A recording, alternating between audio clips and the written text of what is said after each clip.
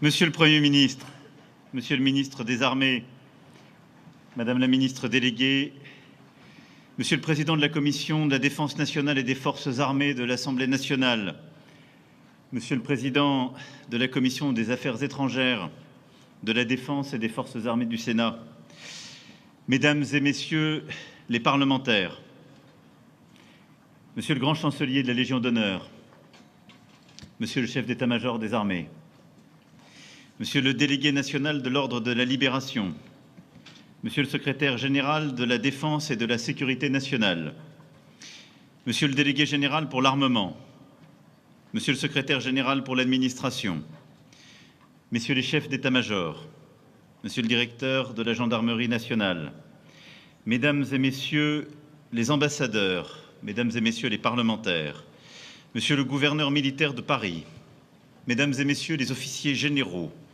Mesdames et Messieurs les directeurs, officiers, sous-officiers, officiers mariniers, militaires du rang, marins et aviateurs, personnel civil des armées, Mesdames et Messieurs. C'est aujourd'hui la 9e fois que je m'exprime devant vous, à la veille de notre fête nationale. Vous, soldats, qui partout où vous êtes déployés agissez pour assurer la protection des Français, la défense de nos intérêts et le respect de la parole donnée. Vous qui êtes le bras armé de la France et dont l'engagement emporte grandeur et acceptation du risque. Je vais tout à l'heure saluer la mémoire de nos soldats tombés cette année. Je verrai également tout à l'heure et demain nos blessés. Et je veux ici redire à leurs familles, à leurs frères d'armes, le soutien entier et la reconnaissance de la nation. Notre reconnaissance et notre affection. Votre engagement est inestimable. Il l'est d'autant plus que nous vivons un moment de bascule. Nous en apercevons depuis longtemps l'imminence et ces bascules sont aujourd'hui effectives. Et sans doute jamais, depuis 1945, la liberté n'avait été si menacée et jamais à ce point la paix sur notre continent n'avait dépendu de nos décisions présentes. Oui, nous replongeons dans des années où l'histoire se fait. Et à ce titre, je tiens en ce 13 juillet 2025 à remercier la mission Libération, présidée par Philippe Etienne, qui achèvera ses travaux en fin d'année, et à scander les 2 années que nous venons de vivre, à travers les commémorations, le travail scientifique, académique, le travail de mémoire et la mobilisation de tant et tant de nos anciens combattants et vétérans. Comme je remercie tous nos anciens combattants, nos associations d'anciens combattants et de mémoire, qui partout sur le territoire national portent cette mémoire collective, nous rappellent la force de cette histoire et sont aussi le socle de la mémoire de la nation. Je le disais, jamais sans doute notre liberté n'avait été si menacée. Liberté des peuples attaqués par les impérialismes et les puissances d'annexion. Liberté bafouée quand les règles de la guerre sont effacées, quand chacun s'exonère du droit international, quand l'espérance de la paix est anéantie, en Europe, au Proche et Moyen-Orient, comme en Afrique. Et quand il n'y a plus de règles, c'est la loi du plus fort qui l'emporte. Liberté de notre Europe, mise en danger au moment où la guerre a été portée sur notre sol avec l'invasion de l'Ukraine, alors que les États-Unis ont ajouté une forme d'incertitude et que notre Europe se trouve placée à la lisière d'un vaste arc de crise qui part du golfe de Guinée, traverse le Sahel jusqu'au Proche-Orient et en Iran. Soyons clairs, nous, Européens, devons désormais assurer notre sécurité nous-mêmes. Liberté de notre modèle économique aussi. Quand les entreprises s'imaginent devenir des États, les États devenir des empires, et quand les terres sont à confisquer, les ressources à accaparer, où le commerce mondial a capturé. Liberté de notre modèle démocratique et politique, objet de tentatives de manipulation par des États étrangers, notamment sur les réseaux sociaux, et cible de forces obscurantistes. Liberté individuelle également, parce que dans l'ère des écrans, c'est l'esprit des hommes, en particulier des jeunes générations, qui devient la ligne de front de la guerre économique, technologique et culturelle. Liberté de la nation, enfin, quand les risques de la division menacent notre unité et que nous devons affronter tant de défis pour rester libres, maîtres de notre destin. Alors, face à tous ces risques qui pèsent sur notre liberté, nous avons initié en janvier dernier un état des lieux de notre environnement et des défis à venir. Ce travail est aujourd'hui achevé et la revue nationale stratégique qui a été pilotée par le SGDSN et à laquelle nombre d'entre vous, et je vous en remercie, ont largement contribué, sera publiée demain. Cette revue pose un diagnostic clair et précis. Une désinhibition du recours à la force, avec une violence accrue qui n'est pas toujours l'apanage d'États et qui ne cible pas toujours des belligérants. La menace particulière que représente le terrorisme, et singulièrement le terrorisme islamiste. Et 10 ans après les attentats de Paris, si en une décennie nous avons beaucoup fait, le risque est là, toujours. Une remise en question des solidarités et un effacement des cadres qui ont été définis après la Seconde Guerre mondiale, l'hybridité croissante des conflits, ce qui brouille tous les effets de seuil. La permanence d'une menace russe aux frontières de l'Europe, du Caucase à l'Arctique. Une menace préparée, organisée, durable et à laquelle nous devrons être capables de faire face. Notre avenir européen est déterminé par cela et la nécessité de nous organiser pour répondre à cette menace et la dissuader pour maintenir la paix. La course technologique qui se joue en parallèle avec l'irruption de l'intelligence artificielle, l'émergence des drones, le retour de la guerre électronique, de nouveaux espaces d'affrontement que sont l'espace, le cyber ou les fonds marins, mais aussi le virage quantique qui a déjà commencé et sur lequel nous avons nombre d'atouts. Autant de révolutions accélérées par les champs de bataille où la nécessité de survivre et de s'adapter démultiplie l'ingénierie et l'ingéniosité. Une guerre que chaque citoyen observe sur les réseaux sociaux, en particulier notre jeunesse, sans mesurer les opérations de propagande qui s'y déploient. Nos schémas devront changer profondément pour intégrer ces réalités. Ces menaces, c'est ce que décrit très bien notre revue nationale stratégique. Vous y êtes confrontés directement quand, engagé au sein de l'OTAN sur son flanc Est, vous assistez aux violations de souveraineté, aux tentatives de déstabilisation hybride, aux menaces sur les élections et la stabilité des pays d'Europe. Vous y êtes confrontés en mer Rouge, je l'ai encore vu à vos côtés, il y a quelques mois, à Noël, à Djibouti, où nos marins et aviateurs abattent missiles et drones et sont garants d'une liberté de navigation. Et en Afrique aussi, où les groupes terroristes s'en prennent aux populations civiles. Vous y êtes confrontés au Proche-Orient, où sous vos yeux les tabous sont transgressés, l'impensable survient parfois, et où vous répondez présent pour défendre des pays partenaires ou évacuer nos ressortissants. Et je salue ici nos forces armées intégrées à la FINUL au Liban, comme le rôle que nous jouons directement dans le mécanisme de suivi au sud de ce même pays. Vous y êtes confrontés sur le territoire national et en particulier dans nos outre-mer, placés aux avant-postes des nouvelles zones de conflit. Oui, nos territoires ultramarins sont de plus en plus, et la loi de programmation militaire l'avait bien identifié, des territoires qui seront testés et où les puissances de déstabilisation viennent aujourd'hui nous déstabiliser. Vous êtes confrontés à ces menaces et leurs évolutions, non pas comme spectateurs, mais comme acteurs de plein pied dans ce monde qui bascule. Et tout peut en effet advenir. Ces dernières années ont été marquées par le retour de l'impensable.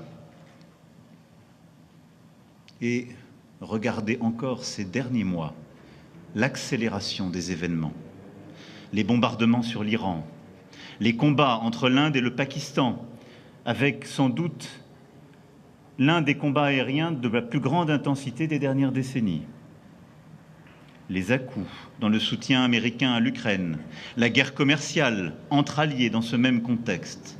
Oui, nous assistons au retour du fait nucléaire, de la prolifération des conflits majeurs. Parce que la nation est confrontée à toutes ces menaces hybrides, à cette accélération de l'histoire, il n'y a plus d'arrière et il n'y a plus de front. Les conflits sont multiformes, multichamps, et supposent de la densité, ils supposent de durcir nos capacités, nos forces et la nation dans son entier. Et je le dis ici devant vous, nous y arriverons. Nous y arriverons pas seulement parce que nous serons mieux armés, mais parce que nous sommes lucides et unis, comme nous le sommes depuis 9 ans, parce que nous avons anticipé ces transformations du monde, anticipé les investissements indispensables. Et à cet égard, il ne suffit pas d'abord de viser des pourcentages de budget, mais de viser ce qui nous élève et nous unit, une force d'âme, une détermination, comme je l'évoquais ici même à vos côtés il y a 3 ans. Et au fond, soyons simples, pour être libre dans ce monde, il faut être craint. Pour être craint, il faut être puissant. La nation, pour cela, doit être plus forte. Car c'est à la nation avant tout de défendre la nation. Cela passe d'abord par une meilleure prise de conscience de chaque Français et de tous les acteurs civils des menaces hybrides qui nous entourent. Je veux remercier le général Burkhardt pour sa prise de parole il y a 2 jours à ma demande, qui y a contribué. La mobilisation interministérielle est aussi essentielle à la défense nationale. Chacun doit être à son poste de combat. Et des efforts ont été faits et doivent se poursuivre. Sous l'autorité du Premier ministre, nous poursuivrons dans chaque ministère, dans chaque domaine, ces efforts. À l'international, et je pense au Quai d'Orsay et au travail d'influence, une organisation dédiée, des moyens renforcés, une posture plus offensive ont été décidés et seront maintenus dans la durée.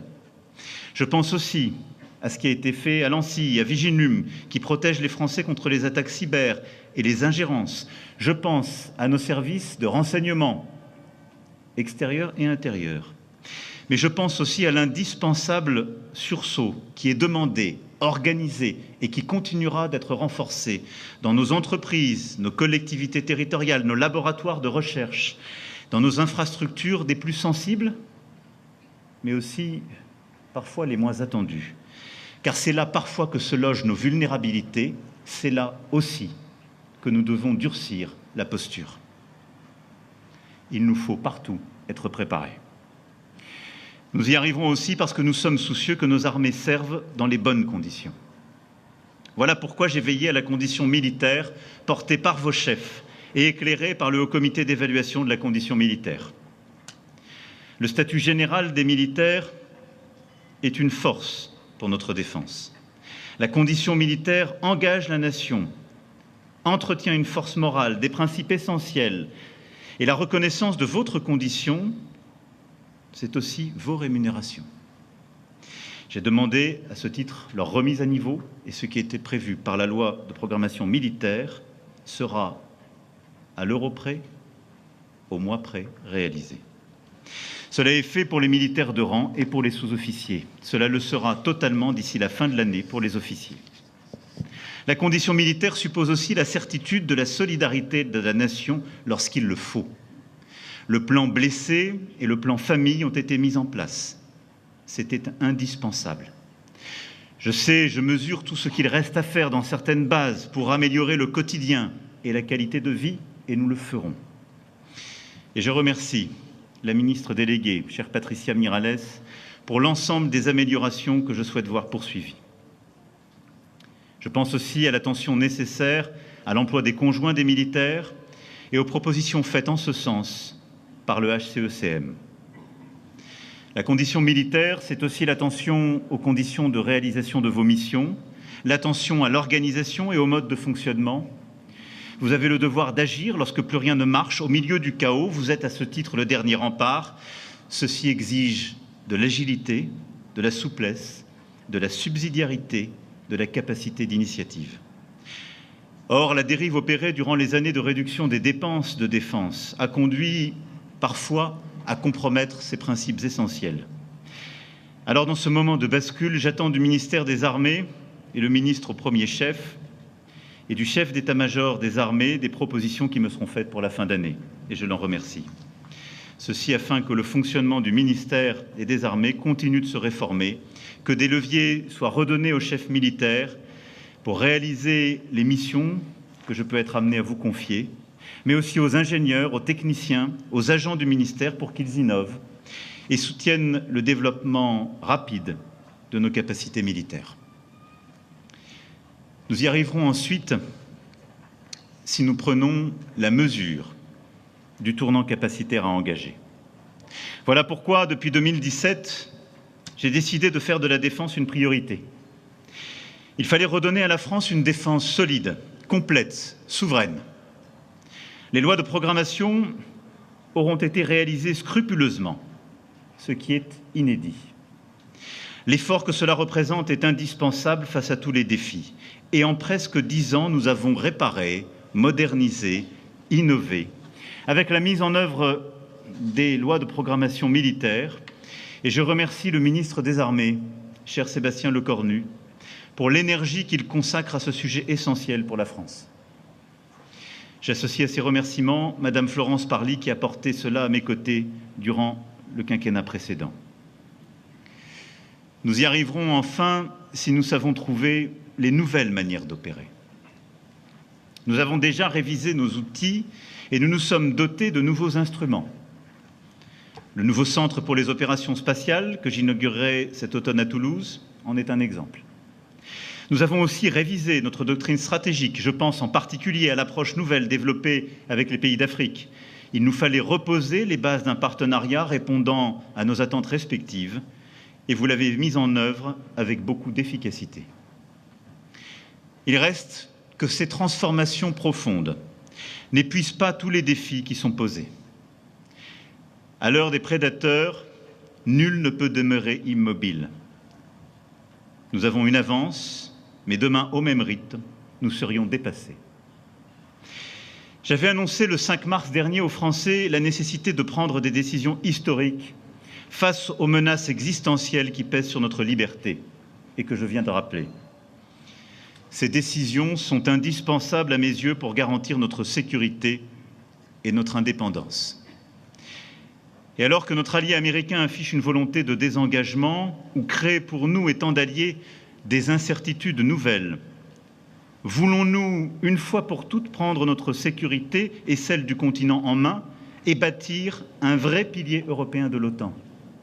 Sommes-nous capables d'offrir un débouché à cette formidable envie d'engagement et de réalisation qui anime notre jeunesse? Sommes-nous capables, surtout, de résister en cas de conflit de haute intensité sur le sol européen dans les 3 à 4 années qui viennent?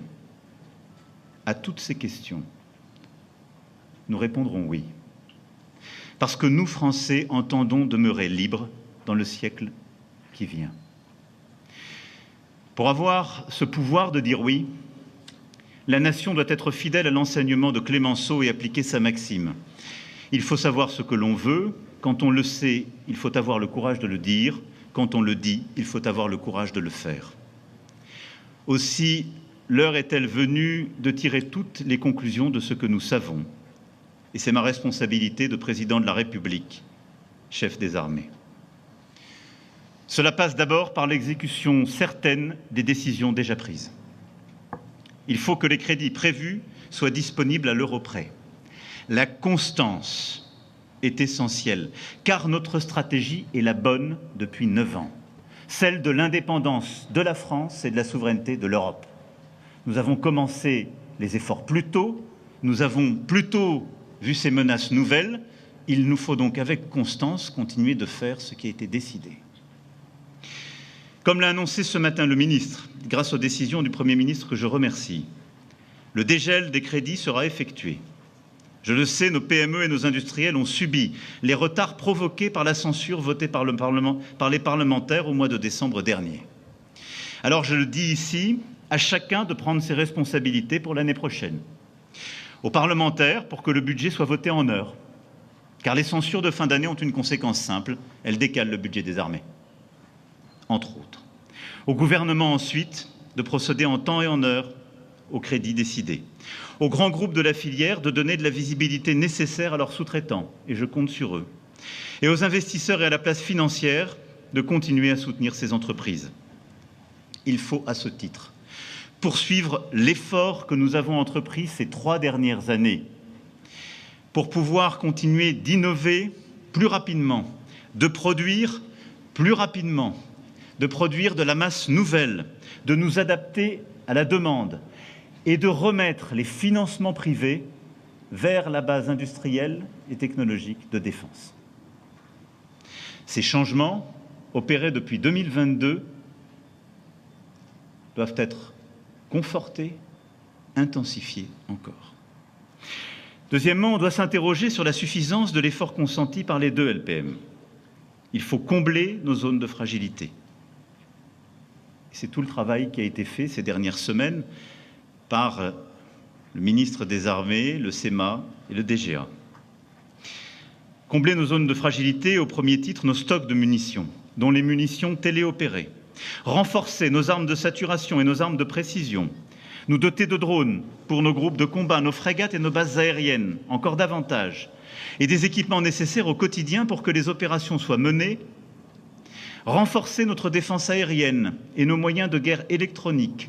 Augmenter nos capacités spatiales, pousser au maximum les curseurs de l'entraînement des soldats, des marins, des aviateurs, développer encore davantage la réserve, décidée par son accroissement en 2022, mais que nous devons encore intensifier. Nous avons des armées solides, mais sur tout ce que je viens de nommer, il nous faut durcir le modèle, gagner aussi en masse. Tels sont les axes d'effort qui ont été identifiés et qui seront les axes de priorité dans les efforts supplémentaires à la loi de programmation militaire en cours. La guerre en Ukraine démontre que pour tenir, il faut de la bravoure, mais aussi des stocks et une industrie de défense adaptée. Il faut une nation capable de tenir, d'être mobilisée. C'est aussi pourquoi nous devons accélérer les efforts sur notre réserve.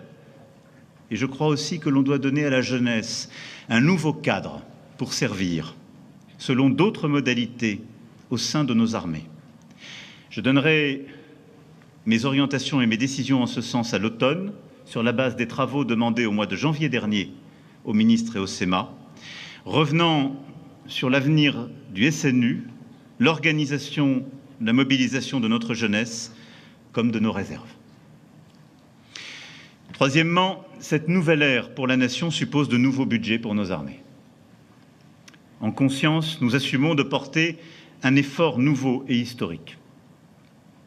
La première loi de programmation lancée lors du précédent quinquennat a permis de réparer.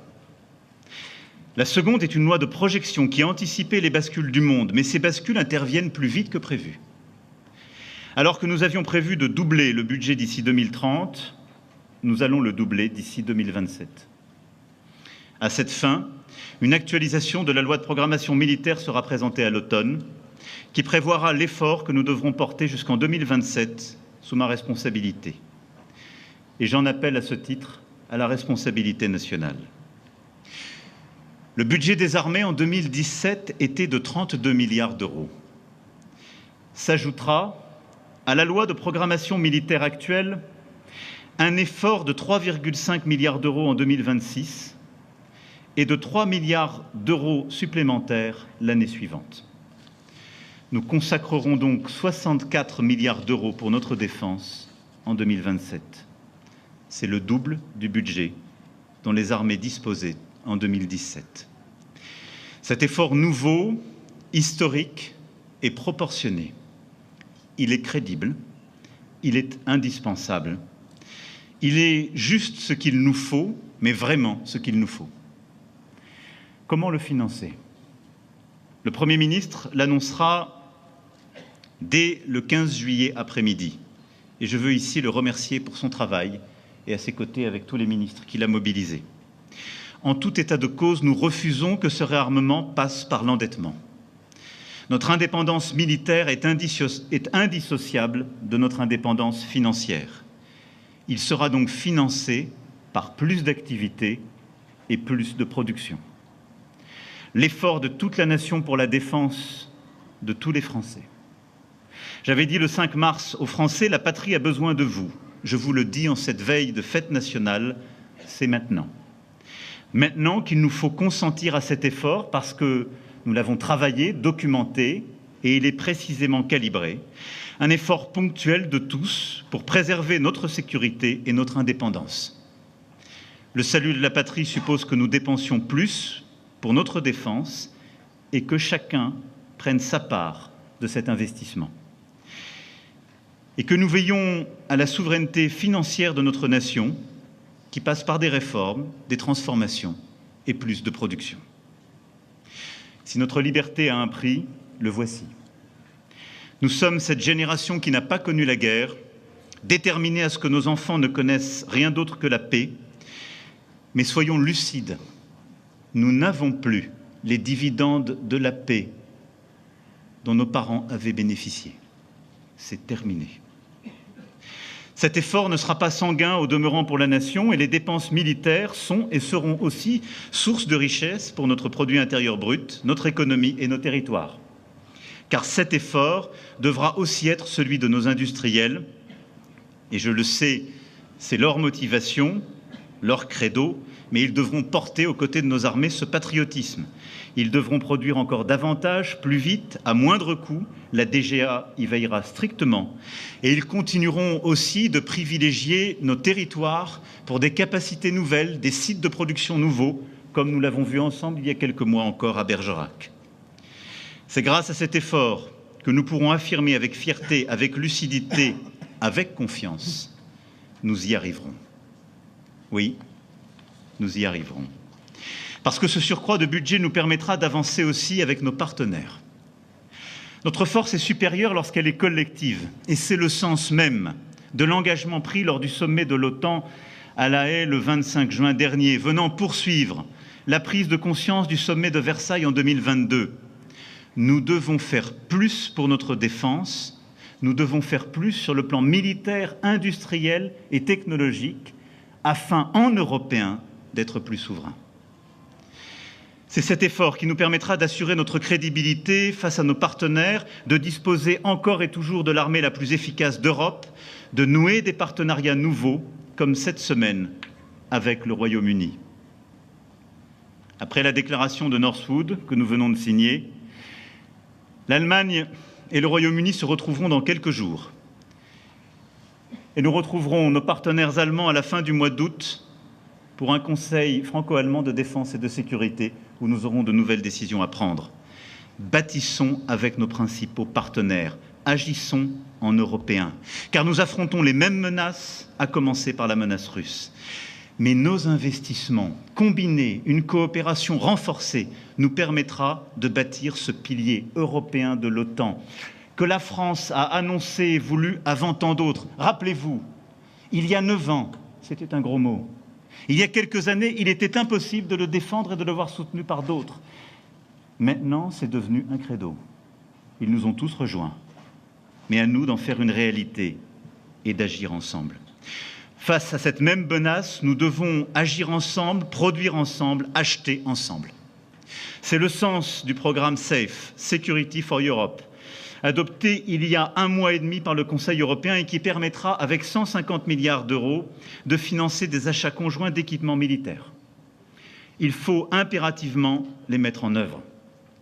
Et nous avons pour cela des atouts. Nos industriels ont des atouts.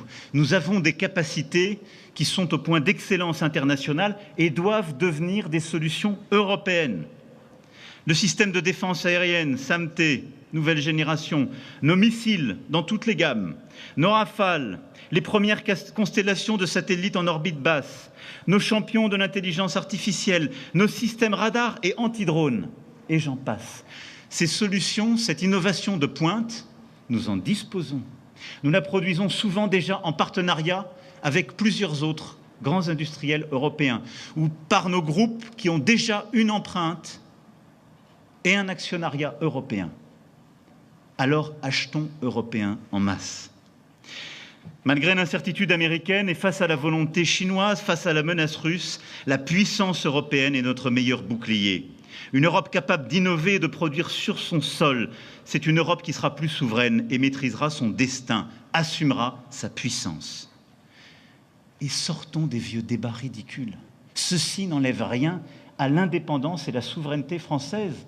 Cela la renforce, cela l'accroît, car nous n'avons rien cédé en 9 ans de notre souveraineté et de notre indépendance, au contraire. Mais en ayant des alliés dont les armées travaillent avec nous, opèrent avec nous, en ayant des industriels partout en Europe qui produisent avec nous, en poussant nos partenaires européens à acheter avec nous nos matériels, nous renforçons de fait notre souveraineté et notre indépendance.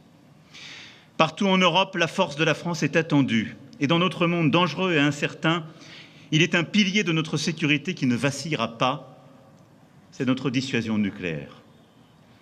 Totalement et invariablement souveraine, elle garantit notre liberté. Elle a également un rôle dans la sécurité de l'Europe.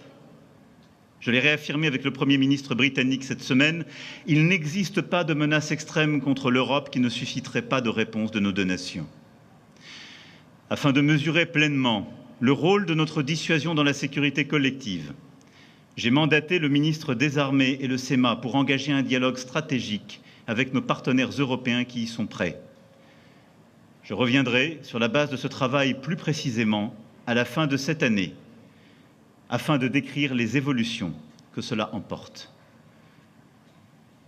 Notre pays, le seul de l'Union européenne doté de la dissuasion nucléaire, fort de ce partenariat renouvelé avec le Royaume-Uni, a aussi une responsabilité majeure pour que le réarmement conventionnel de notre Europe soit efficace, crédible et cohérent. Tout cela est un tout. Partout en Europe, les nations se réarment et la France ne peut laisser ses alliés européens en première ligne face aux menaces de très court terme. Partout en Europe, la force de la France est attendue et partout dans le monde, la liberté est menacée. Alors défendons-la. Défendons-la en Ukraine, parce que notre sécurité et notre liberté sont liées au destin de ce pays. C'est la raison pour laquelle, avec le partenaire britannique, la France a regroupé une coalition de pays volontaires en vue de contribuer à garantir durablement la paix qu'il faut sur notre continent. Cette coalition des volontaires, initiée à Paris en février dernier, regroupe maintenant 30 nations. Son état-major opérationnel est constitué et basé à Paris. C'est une première. Mais c'est le sens même de ce que nous voulons faire, le sens même d'une partie des efforts capacitaires et opérationnels que nous sommes en train de conduire, qui a vocation à faire de la France la nation cadre d'opérations à venir. Défendons notre liberté en Europe où tant de nations, je pense en particulier à nos amis finlandais, engagés à nos côtés dans la finule au Liban et qui voient avec appréhension les nuages s'accumuler à l'horizon. Défendons notre liberté pour notre jeunesse, cette jeunesse dont vous êtes les visages, qui veut servir, croire, espérer et a soif plus que tout autre d'une immense liberté. Défendons notre liberté dans tous les domaines, comme je viens de l'évoquer, sans oublier celui de la sécurité cognitive, nouvelle frontière qui est devant nous et que nous aurons à intégrer. Tant nos populations comme nos armées seront confrontées à des informations manipulées, des propagandes à démasquer et sur lesquelles nous avons à nous préparer. Défendons notre liberté comme sont prêts à la défendre génération après génération ces femmes et ces hommes qui répondent à l'appel du drapeau. Comme le fit jadis un Saint-Cyrien de la promotion cadet de la France libre, le général d'armée Thierry Burkhardt, que je salue et remercie aujourd'hui. Mon général, vous avez ma confiance et ma reconnaissance pour votre action à mes côtés, à la tête des armées françaises. À travers vous, je salue le patriotisme et le sens des responsabilités de tous ceux qui font le choix des armées pour défendre la liberté.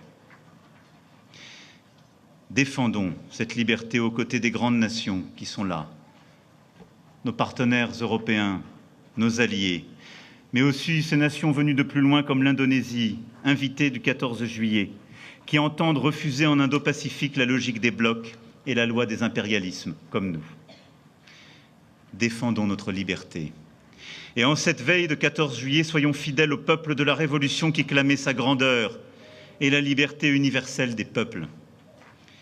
Défendons nos armées qui défendent notre liberté. Soyons à leur côté, à l'arrière, prêts à tous les engagements, tous les combats. Comme chaque jour, ces femmes et ces hommes sont prêts à l'ultime sacrifice pour la nation. Alors demain, je serai à vos côtés, une fois encore, avec reconnaissance, avec confiance et avec fierté, comme depuis le premier jour. Car je sais combien c'est cet engagement, cette acceptation du sacrifice et jusqu'au sacrifice ultime qui fait la force de nos armées, la force de notre nation. Demain, je serai à vos côtés une fois encore, avec cette même fierté. Vive la République et vive la France.